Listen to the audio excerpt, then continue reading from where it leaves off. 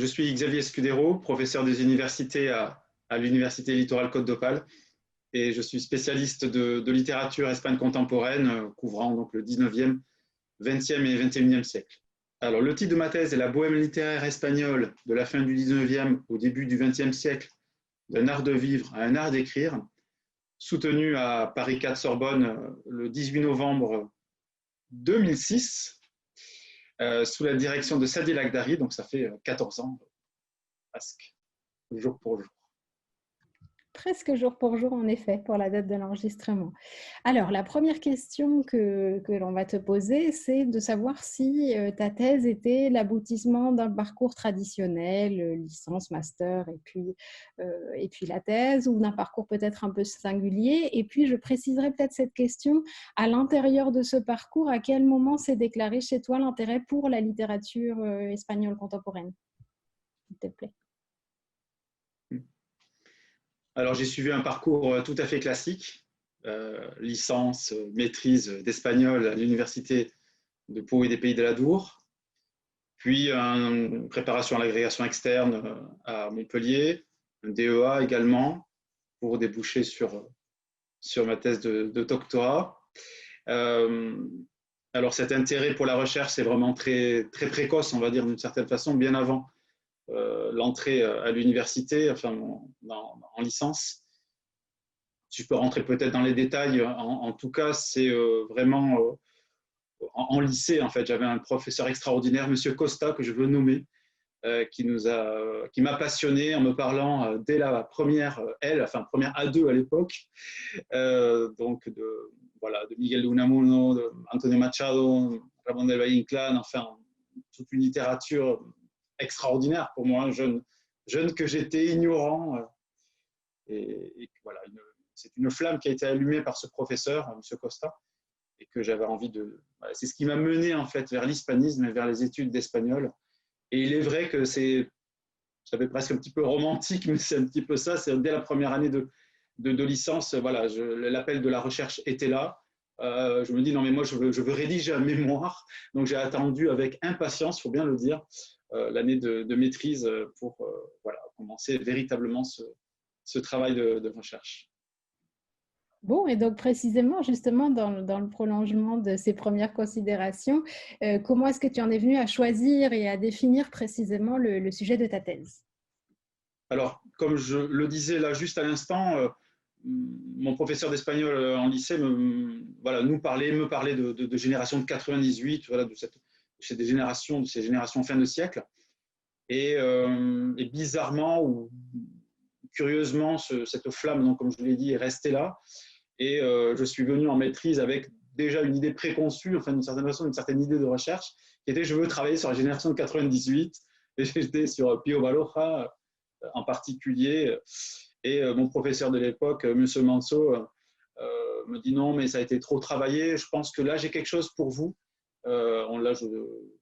J'ai quelque chose pour vous d'assez neuf, on va dire, à exploiter, qui était La Mujer de todo el mundo d'Alejandro Sawa, donc d'un auteur dont j'ignorais tout de lui. Et voilà, c'est un roman de 1885. Et je me souviens nettement en fait de ce moment où il m'a proposé ce travail de recherche en maîtrise. Et ce moment où, à l'époque, Internet n'était pas encore assez développé véritablement, où je reçois chez moi, dans mon petit village, à Espelette, si je peux le nommer, en tout cas, la photocopie du livre que m'avait fait M. Manso l'été pour que je commence à y travailler. Et c'est resté un moment, on va dire, assez lumineux quelque part. Voilà, de travailler sur ce roman. Et si je peux continuer, oui, ça a été véritablement le point de départ de cette passion, je la nommer comme ça, dans ce parcours de recherche centré sur Alejandro Sawa, mais la bohème littéraire, du coup, puisque par l'intermédiaire de cette étude du premier roman de jeunesse, en plus d'Alejandro Sawa, j'ai découvert tout un monde qui était, enfin, tout un concept aussi, tout un phénomène, peut-on dire, socioculturel et littéraire, qui est la bohème littéraire espagnole, que je ne savais pas nommer à l'époque véritablement, et que j'ai creusé donc en DEA justement, lorsque j'ai croisé, on va dire, La Mujer de todo el mundo avec une autre œuvre de Alejandro Sawa, Illuminaciones en la sombra, donc déjà postérieure, de 1910, donc voilà, avec un prologue de Rubén Darío, enfin des choses donc, qui me menaient à creuser davantage cette bohème et ce concept et ce phénomène-là. Très bien, donc on en est arrivé à la thèse. Et donc, est-ce que tu pourrais nous dire, mais simplement en quelques phrases, ce que tu as cherché à démontrer dans cette thèse, la thèse de ta thèse à propos de la bohème littéraire? Ouais. Alors, peut-être que déjà pour comprendre aussi un petit peu, enfin pour continuer avec cet aspect un petit peu aussi autobiographique, hein, je suis arrivé à Paris un petit peu comme le bohème là, de mes textes, jeune agrégé, et j'ignorais tout véritablement encore des arcanes de la recherche. Et je me suis dit, je suis quand même à côté de la Sorbonne. Pour moi, c'était très prestigieux. Et voilà, de façon assez naïve, hein, presque, sans faire de comparaison naïve avec ce que j'étudiais à l'époque. Mais je me suis présenté à l'Institut d'études ibériques. J'ai monté les étages. Je suis monté au dernier étage, plus exactement, et j'ai tapé à la porte de M. Sadil Aghdari. Je connaissais évidemment certains de ses travaux. Il m'a écouté et en m'écoutant, il me dit, j'avais déjà mon travail, enfin mon sujet qui était, voilà, je voulais travailler sur la bohème littéraire espagnole un petit peu plus largement. Il m'a écouté, il a accepté de me diriger à ce moment-là et voilà, en préambule, encore une fois, je tiens à le remercier d'avoir accepté ce sujet. Alors dans cette thèse, j'ai voulu déjà m'intéresser à la naissance historique, peut-on dire, de ce phénomène socio-culturel et littéraire de la bohème littéraire espagnole, qui s'inspire, comme je l'explique, beaucoup évidemment de ce qui se passait à cette époque-là, à partir de la deuxième moitié du XIXe siècle, de ce qui se passait en France, en fait. Voilà, donc une sorte de mimétisme de transfert culturel, pardon, entre l'Espagne et la France. Et donc, je me suis intéressé d'abord à la naissance de ce phénomène, puis à son traitement littéraire, romanesque, donc cette reprise dans la fiction de ce personnage de Bohème en particulier, notamment à travers les romans de Pérez Galdós, justement, le Docteur Centeno, de 1883, où on retrouve une parodie extraordinaire de ce personnage bohème, mais aussi dans le roman Los Últimos Románticos de Pío Baroja, et puis autres œuvres. Donc, comment en fait a été récupéré tout simplement le thème de la bohème par les écrivains de l'époque. Et ensuite, j'ai essayé de montrer modestement, en tout cas à ce moment-là, en 2006, que les bohèmes également avaient produit, n'était pas seulement un thème, n'était pas seulement un mythe, n'était pas seulement une fiction, mais avait évidemment donné lieu à des œuvres, à des productions romanesques, poétiques, auxquelles je me suis intéressé de façon plus détaillée peut-être. Voilà. Et je revenais sur un point, enfin je souhaitais revenir sur un point que tu as évoqué plus haut, la question des sources, parce que tu disais que le premier ouvrage de Sawa, tu l'avais reçu par photocopie de l'exemplaire que possédait. Je l'ai toujours chez moi. Ah, j'imagine. Et du coup, est-ce que ça s'est posé à d'autres moments? Parce que c'est vrai que sur une production comme celle des auteurs de la Bohème qui n'était pas forcément, enfin j'imagine que d'un point de vue même strictement éditorial, ça a peut-être dû te poser on reviendra sur les difficultés inhérentes à la thèse tout à l'heure, mais peut-être que sur ce point-là, tu as des choses tu as rencontré tu as eu des aventures ou des... Tout à fait. Tout à fait. Alors, je suis arrivé avec ce sujet-là et lorsque j'ai commencé à explorer véritablement la bibliographie et faire l'état des lieux comme il est de coutume, je me rendais compte de plus en plus d'ailleurs du regain d'intérêt éditorial qui se passait donc en Espagne depuis les années d'ailleurs 1996, enfin à peu près 1995. Donc en cette fin de siècle, fin de 20e, début 21e siècle, en cette fin de 20e siècle, il y a eu en fait une vague éditoriale de réédition d'ouvrages dites de la bohème littéraire. Donc, je pense à La Mujer de todo el mundo, mais aussi aux contes de Emilio Carrere, par exemple, et autres ouvrages qui ont continué à être publiés même dans les premières années en fait, du XXIe siècle. Donc, d'une certaine façon, j'ai été facilité par la circonstance, par le contexte de la célébration finalement du centenaire de 1898 en 1998. Mais j'ai une anecdote tout de même concernant un roman de 1864 exactement, qui n'a jamais été réédité, et qui est celui de Enrique Pérez Escrich, qui s'intitule El Fracassul, et voilà, qui est, pour moi, comme je l'explique dans la thèse, en tout cas, le roman qui est le pendant espagnol du roman Les scènes de la vie de Bohème de Murger ou Murger en France. Donc, et pour cela, alors je ne me déplaçais pas aussi facilement qu'aujourd'hui, je veux dire, et j'avais fait venir les photocopies qui avaient coûté relativement cher quand même de la BNE, de la Biblioteca Nacional de l'Espagne, d'un roman qui est vraiment composé de 600 ou 700 pages. Et voilà, c'est une anecdote qui est pour moi aussi intéressante à évoquer, parce que voilà, on est dans ce plaisir aussi du texte, dans le plaisir de la découverte d'un roman inédit. Et alors, juste un petit dernier prolongement toujours sur ces questions-là. Est-ce que tu as été tenté par l'édition de textes ou est-ce que tu songerais encore ou serais encore intéressé par une réédition de textes de cette bohème littéraire que tu as étudiée en thèse? Tout à fait. Alors, contrairement à ce que je pensais à l'époque, en tout cas le 18 novembre 2006, je me suis dit, bon, la bohème, c'est bon, je vais peut-être m'orienter vers autre chose, comme tout doctorant ou tout jeune docteur qui a envie pas de mettre un point final, mais de passer à autre chose avant d'y revenir. Eh bien, contrairement à ce jeune docteur que j'étais, oui, maintenant, j'ai de plus en plus l'envie de me tourner vers la réédition d'ouvrages d'ouvrages bohèmes, voilà, je vais les nommer comme ça, comme El Fracassul, mais aussi d'autres que j'ai là, ici, dans ma bibliothèque, sur lesquels, d'ailleurs, j'ai travaillé récemment, puisque, contrairement à ce que je pensais en 2006, je continue à travailler sur les textes de la bohème, donc de la fin du 19e au début du 20e siècle. Et cette envie de réédition, elle est là, elle est vivante.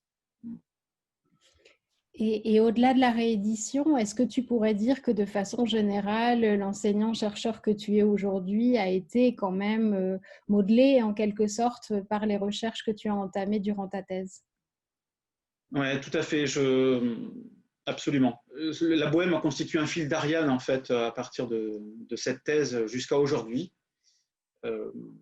jusqu'à donc la soutenance de l'habilitation à diriger des recherches qui a eu lieu en 2017, donc c'est encore assez frais finalement, en mars 2017, le 23 mars 2017, donc c'est une autre temporalité. Mais le fil d'Ariane a été le personnage finalement bohème, puisque c'est par l'intermédiaire de ce personnage romanesque que j'en suis venu à intéresser à la production romanesque de la fin du XXe au début du XXIe siècle, et en commençant par Máscaras del Héroe de Juan Manuel de Prada, qui a justement repris en 1996 cette figure romanesque de Pedro Luis de Galvez que j'avais traité dans ma thèse.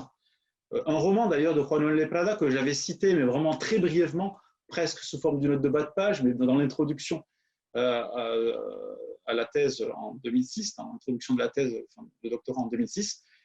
Et voilà, ce personnage bohème m'a mené vers cette production romanesque donc très contemporaine, Juan Manuel de Prada, mais aussi d'autres. Voilà. Et alors, pour en revenir à la thèse, tu as évoqué deux noms jusqu'ici, celui de ton enseignant, Monsieur Costa, celui de ton directeur de recherche, Monsieur Lagdari. Est-ce qu'il y a d'autres personnes qui auraient joué, d'autres personnes ou même institutions peut-être, qui auraient joué un rôle essentiel, aussi bien du point de vue intellectuel que pédagogique, dans tes recherches de thèse et dans la rédaction de ta thèse? Ouais. Alors, je les ai nommés, mais voilà, ces professeurs, on va dire, fondateurs d'une pratique aussi de recherche, que sont M. Manso et M. Lagdari, Mais voilà, j'ai envie d'évoquer aussi d'autres enseignants, en tout cas de l'université de Pau, pour revenir à cette université de Pau, qui était monsieur Bernard Barrère, que j'ai eu la chance pendant une année d'avoir en licence, hein, grand spécialiste de Ramon Gómez de la Serna et puis d'autres, et qui nous parlait donc déjà de cette littérature aussi, et en particulier d'une littérature plus contemporaine comme des romans de Juan Benet ou Raúl Guerra Garrido, qui était vraiment pour nous très compliqué à saisir en première année de licence, mais il nous en parlait. Donc ça a été très fondateur pour moi. Et j'ai envie d'évoquer également alors, une rencontre qui a été pour moi importante, c'est Guy Ducré, qui est un spécialiste de littérature comparée, spécialiste du roman en fin de siècle. Alors, lors d'un colloque, en Norvège, donc vous voyez, c'est un petit peu le décalage aussi spatial. Et avant aussi, une personne qui a beaucoup compté c'est Gérold de Seigel, qui est l'un des grands spécialistes, le grand spécialiste de la bohème française, que j'ai croisé lors d'un colloque à Toronto, donc finalement au Canada. Donc la bohème m'a fait voyager, et ce sont aussi des figures, voilà, des professeurs et des spécialistes qui m'ont marqué principalement. Et est-ce que tu pourrais nous dire qui étaient les professeurs qui composaient ton jury de soutenance? Oui, alors parmi les membres du jury, donc mon directeur de thèse, bien sûr, Sadi Lagdari, mais aussi Christine Rivalanguego, Jorge Urrutia et donc Monsieur Manso, Monsieur Christian Manso, que j'ai cité il y a. Peut-être que pendant qu'on est en train de parler des jurys soutenance, on va en venir au jour de la soutenance. Quel souvenir gardes-tu du jour de ta soutenance de thèse, et peut-être même éventuellement, comme tu as eu une seconde soutenance depuis que tu as évoqué tout à l'heure, celle de l'HDR, je ne sais pas si les choses fonctionnent forcément de façon différente. Ouais. Voilà, tu peux l'une ou l'autre ou les deux, quel souvenir tu gardes Ouais. de ces jours-là? Alors là, les souvenirs que j'ai de la soutenance de thèse restent de bons souvenirs, finalement, 14 ans après, 14 années, oui, ça reste de bons souvenirs.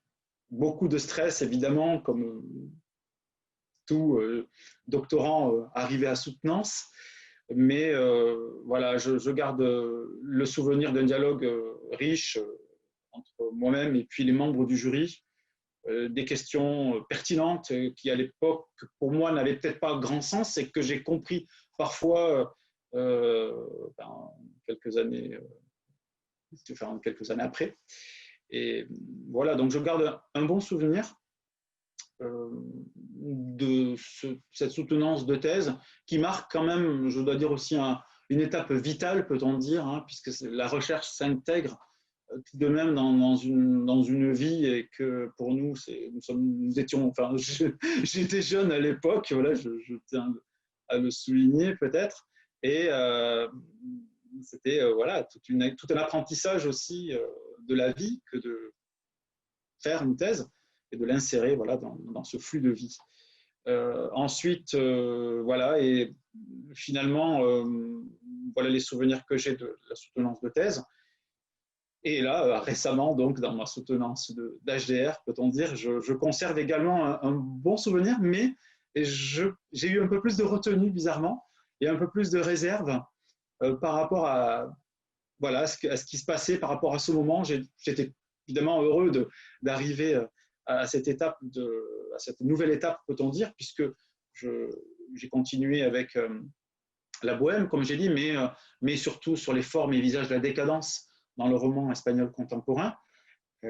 Mais la soutenance s'est bien passée, mais je suis peut-être plus nostalgique là, à ce moment-là, de la soutenance de la thèse de doctorat que de celle de l'habilitation à diriger des recherches. Il y a peut-être aussi moins où on a une conscience différente de la différence de statut ou je ne sais C'est pas, ça. de position, enfin, à un niveau symbolique, etc., entre les membres d'un jury d'une soutenance de thèse et ceux d'un jury d'une soutenance d'HDR, c'est peut-être un peu, les enjeux sont un peu différents, disons. Mais, voilà. Alors, une autre question quand même qu'on a déjà un petit peu commencé à évoquer, mais très rapidement, à laquelle peut-être tu as une réponse très rapide et qui est tout à fait négative, mais est-ce que tu as rencontré des difficultés pendant ta thèse? Est-ce que tu te souviens de difficultés que tu aurais pu rencontrer et du coup, comment as-tu pu les résoudre en quelque sorte, ces difficultés rencontrées durant la thèse? Bon, je crois que comme tout jeune chercheur, ça a été d'abord de défricher, de délimiter aussi le territoire vraiment dans lequel j'allais évoluer, de délimiter un corpus surtout. Ça a été quand même assez complexe finalement, puisque la littérature bohème est peut-être réduite, mais il fallait bien choisir cela. Donc là, mon directeur de thèse m'a bien aidé, on m'a bien aidé dans ce choix de corpus, un choix de corpus assez chronologique finalement, pour montrer aussi les tendances et les évolutions, par exemple, du traitement du personnage bohème à la fin du 19e ou au contraire dans les années 1920. Donc, la grande difficulté peut-être a été véritablement cela, et après le plan, le plan de la thèse, si j'ose dire, a été le gros morceau après le défrichement, peut-on dire, ou la délimitation du corpus. Oui, le plan a donné lieu, je me souviens, à de nombreux allers-retours entre M. Sadi Lagdari et moi-même. Euh, le plan, grosse difficulté. euh, voilà, et c'est vrai que j'ai eu un moment de doute, j'ai envie d'en parler, j'ai eu un moment de doute au cours de ce parcours de recherche, parce que confronté à plusieurs types de difficultés, pas forcément liées d'ailleurs à la thèse, euh, voilà, j'ai eu un moment de doute, et je dois encore remercier et saluer le, comment dire, le soutien moral que j'ai eu de M. Sadi Lagdari à cette époque-là de ma vie, et qui m'a permis, qui m'a soutenu, qui m'a dit non, il ne faut pas lâcher, il faut continuer voilà, à faire ce que vous faites, et je l'en remercie parce que ça a été le phare, finalement, voilà, à ce moment-là, le phare de continuer cette thèse jusqu'au bout. Non, mais tu as absolument raison d'en parler parce que c'est vrai qu'on n'en parle pas tout le temps enfin, on n'en parle pas toujours et je pense qu'on a tous, à un moment donné, me semble-t-il, hein, dans un processus de recherche, eu un, voire plusieurs moments de doute. C'est peut-être même inhérent à un processus de recherche. Donc, merci d'en avoir parlé. C'est vrai que c'est important de le dire explicitement. Tout à fait. Alors, donc, une fois la soutenance passée, la thèse déposée, etc., as-tu relu ta thèse? Je connais la réponse, mais tu... Je l'ai relu parce que voilà, je l'ai publié en 2011 aux éditions Publibook. Je l'ai relu, mais je ne suis pas satisfait de ma relecture, encore une fois. Il y a toujours des insatisfactions perpétuelles, d'ailleurs. C'est les insatisfactions nous accompagnent, mine de rien, depuis le début, d'ailleurs, les origines de notre recherche. Oui, ça a été publié, j'en suis content, puisque finalement, ça permet aussi voilà, de faire circuler plus facilement également ce travail de recherche, mais je n'en suis pas à 100% satisfait. Mais voilà. Ah, Et est-ce que tu pourrais revenir, mais très très rapidement peut-être, ou enfin dire quelques mots de justement ce processus de transformation de la thèse en livre? Est-ce que ça, enfin voilà, est-ce que ce processus éditorial en quelque sorte, donc non seulement la relecture, mais aussi cette étape je ne sais pas s'il y a eu des changements entre la thèse telle qu'elle avait été écrite, et tu vois la thèse publiée, est-ce que ça suppose oui, voilà. oui, oui, tout à fait, oui, bien sûr, oui, oui. Il y a une relecture, une synthèse aussi de certaines parties, bien évidemment un réajustement aussi dans l'organisation voilà, de certains exemples, par exemple, ou de certains choix aussi de citations longues que j'ai raccourcies. Donc oui, il y a eu une recomposition tout de même de cette première matière, de cette matière première, pour arriver à un livre un petit peu moins, on va dire, voilà, moins important, on va dire, en termes de quantité aussi, peut-être, que la thèse, mais quand même, la publication reflète assez bien ce que j'avais fait voilà, en 2006. Alors, quand même, une question importante. Tu sais que ces entretiens, disons, s'adressent quand même aussi en pensant aux doctorants actuels, que d'ailleurs tu côtoies, j'imagine, maintenant en tant que directeur de recherche. Alors, quel conseil donnerais-tu ou donnes-tu d'ailleurs dans la pratique à de jeunes doctorants qui se lancent ou qui sont actuellement plongés dans leurs travaux de recherche de thèse? Oui. Il est très important d'abord, nous, en tant qu'enseignants-chercheurs, je crois, de faire, d'alimenter, d'allumer cette flamme, voilà, d'allumer cette flamme de la recherche le plus tôt possible, si possible, en licence, d'accord, ou plus tard en master recherche. Donc, c'est ce que je travaille aussi, j'essaie de travailler ça avec les étudiants, et je pars d'abord du principe avec eux, le discours que je tiens avec eux, c'est d'abord de partir du plaisir, en fait, le plaisir de faire de la recherche, parce que je pense que sans plaisir, il est compliqué de durer, c'est ce que je leur explique, et de maintenir cette flamme vive jusqu'à… Voilà.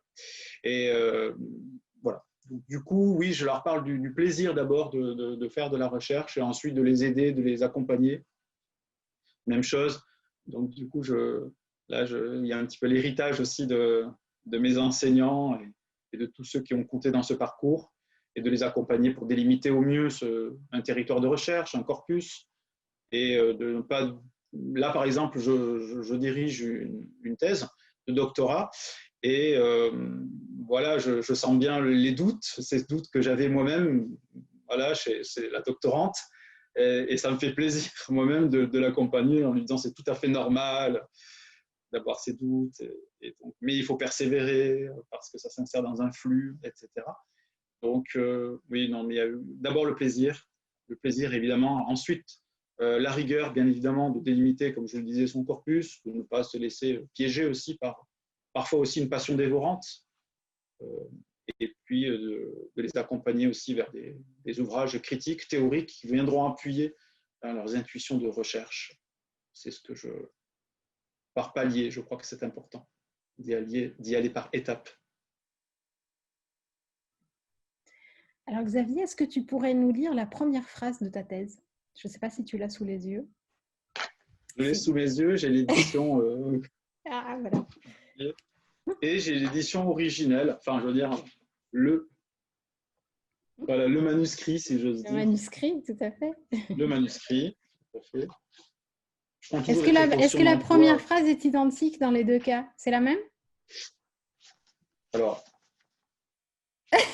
si, il faut que tu lises les deux. je tourne les pages vraiment en vis-à-vis, ça fait effet miroir. Oui, j'avoue que j'ai conservé voilà, la même phrase qui donne la chose C'est bon suivante. signe, ça veut dire que la phrase fonctionnait bien comme première phrase, si elle a été maintenue. Parce que je voulais, oui, contextualiser, je crois, et maintenir cette contextualisation de la recherche et de ce début de recherche ou de thèse. Et j'écrivais la chose suivante.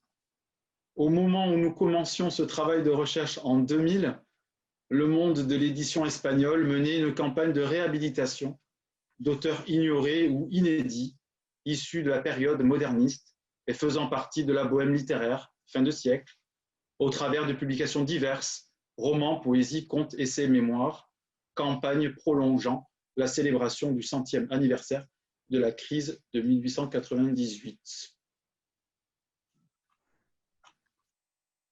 Effectivement, une première phrase qui est déjà tout un programme. Oui. Eh bien, écoute, Xavier, un immense merci à toi de nous avoir plongé dans la bohème, de nous avoir fait voyager, parce que tu as évoqué quand même un parcours qui est passé par plusieurs villes en France, Paris, puis on a même voyagé jusqu'à Toronto. Et donc, un immense merci à toi d'avoir participé à cette série d'entretiens sur ma thèse et moi. Merci beaucoup.